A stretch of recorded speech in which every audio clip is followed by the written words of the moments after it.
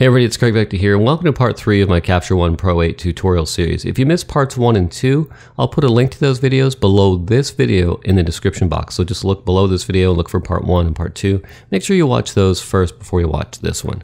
Alright, so when we last left in part 2, we were working on heel layers, and we were healing some blemishes on the skin.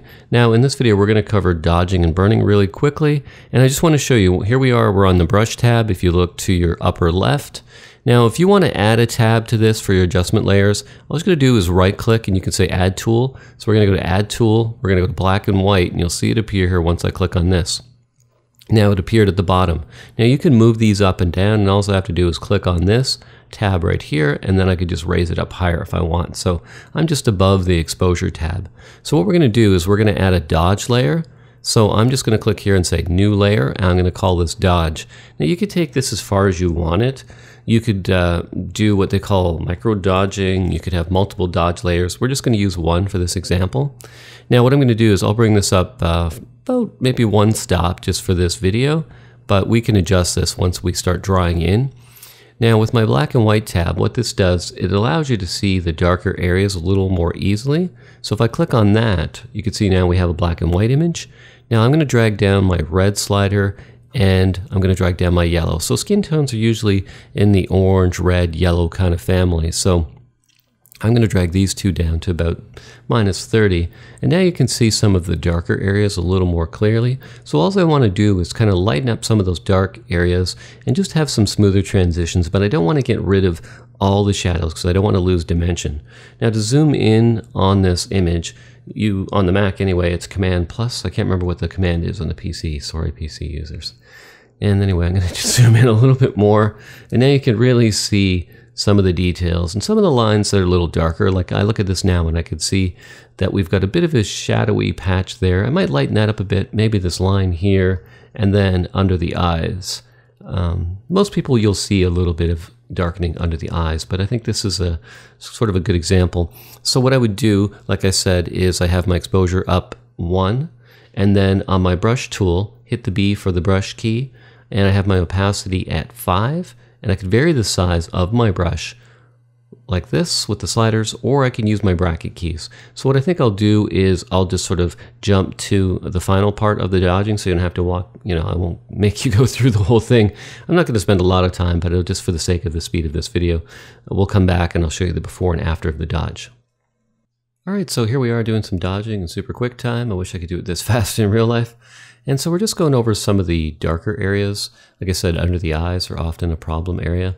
Now, I've got the opacity set at 5 and the hardness at 0.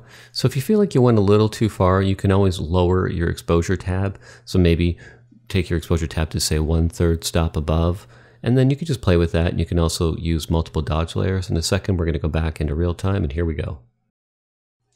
All right, so basically, we did a little bit of dodging. I kind of sped that up for your sake.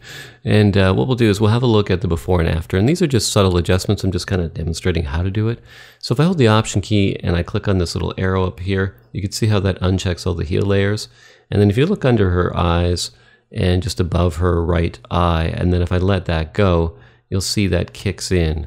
So it just shows you that it's just some subtle adjustments. And you can take this as far as you want to do it. I'll do it again one more time. Just have a quick look. And then you can see that. So that's a noticeable improvement, I think. I'm just going to hit Command negative to back out of there. And so that's how you would do the dodge. And then, like I said, once you've done that, you can adjust that with your exposure tab. So if I wanted to go crazy far with it, then I could do that adjustment, and you can see that really lighten things up. So that's another thing too. It's probably better to be a little more subtle with it in the beginning, and then you can always play with that exposure tab right there until you get it where you want it, and you can kind of fine tune it. So that's kind of cool as far as that goes. Now, as far as the burn layer, that would be pretty much the same process. So you would just right click here. I can create a new layer. We'll call that one burn. And then there's the burn layer. And then what we could do with that is we could take the exposure tab down 1 stop, say. And then again, if we wanted to, we could use the black and white layer to help us. And then I think what I'll do is I'll probably just dodge some of these areas around her face right now. So I'll just do that really quickly. And then I'm just kind of creating a dodge layer. And again, like I said, we can adjust that with the slider. So if we think we went too far with the burning, then we can always adjust that. So I could just probably get the outside of her arm here. I wouldn't burn this part here because she does have that natural highlight. That just gives you an idea how to do it. And like I said, our opacity on the brush is set at 5. So that's basically how you would dodge and burn in Capture One Pro 8. So anyway, I hope you enjoyed this tutorial series. There's a lot more to do with this. If you have any questions, just leave a comment below in the comments section, and then I guess I could always add a part 4 if there's enough questions. Anyway, thanks for watching this video, and also one more thing. If you do like Capture One Pro 8, I have a discount code. It is AMBCRAIG. I'll have it pop up on the screen. I'll put a discount code below. It's AMBCraig. That'll save you 10%. Only on the full price. It doesn't work on the monthly option for some reason. Don't know why. But anyway, it's AMBCraig. Anyway, thanks for watching this video. Make sure you share it on the web, share it on Twitter, Facebook, wherever you want. All right, thanks. I'll see you in the next video.